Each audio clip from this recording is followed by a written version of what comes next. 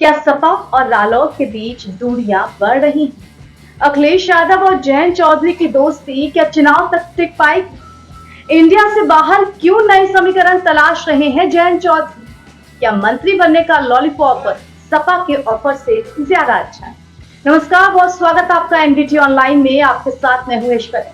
उत्तर प्रदेश की राजनीति में एक के बाद एक उथल पुथल का दौर चल रहा है।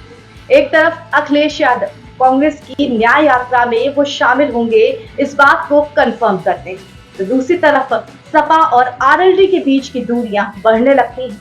यानी इंडिया गठबंधन में एक ओर से मजबूती आई, दूसरी ओर से दरकने लगा, ऐसी भी खबरें जोर पकड़ रही। अब सूत्रों के हवाले से खबर आ रही है कि जयंत चौधरी ने अपने सभी विधायकों को दिल्ली बुलाया।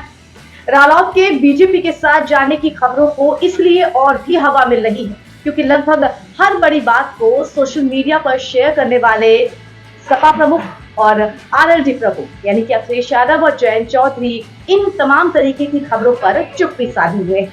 आपको ये भी बता दें कि कुछ वक्त पहले अखिलेश यादव ने बाकायदा प्रेस कॉन्फ्रेंस कर मीडिया से ये बात भी साझा की थी कि 7 सीटों पर सपा और रालोद के बीच बात बन चुकी है। आप भी सुनिए अखिलेश यादव का बयान। हमारी और आरएलडी जयंत चौधरी की बात अच्छी हुई और हम दोनों ने मिलकर के 7 सीटों पर चर्चा की है। इंडिया गठबंधन मजबूत हो, सवाल सीट का नहीं है, सवाल जीत का है।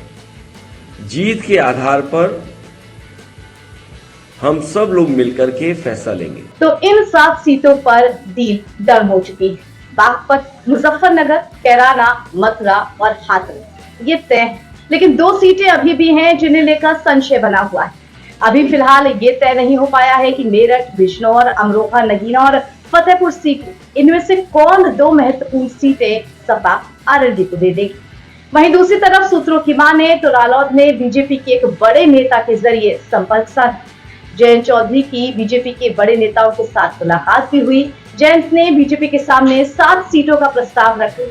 रालोद नेताओं का दावा है कि लोकसभा की 4 और राज्यसभा की 1 सीट पर बात तय हुई है। इसमें कैराना, मथुरा, बागपत और अमरोहा लोकसभा सीटें शामिल हैं। और ये भी तय हुआ है कि यूपी की सरकार के विस्तार में रालोद का एक मंत्री बनाए जाना भी लगभग तय है। तो सवाल यही कि क्या जयंत चौधरी एक बार फिर पाला बदल सकते हैं? अब जाहिर है चुनाव से पहले रालोद के बड़े नेता भी आपस में चर्चा और मंथन करेंगे कि लोकसभा चुनाव में किसके साथ जाने पर उनका ज्यादा फायदा होगा, बीजेपी या सपा।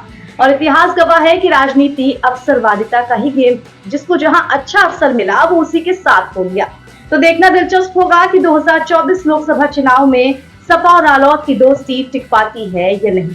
उसकी भी पल पल की अपडेट हम आप तक पहुंचाते रहेंगे।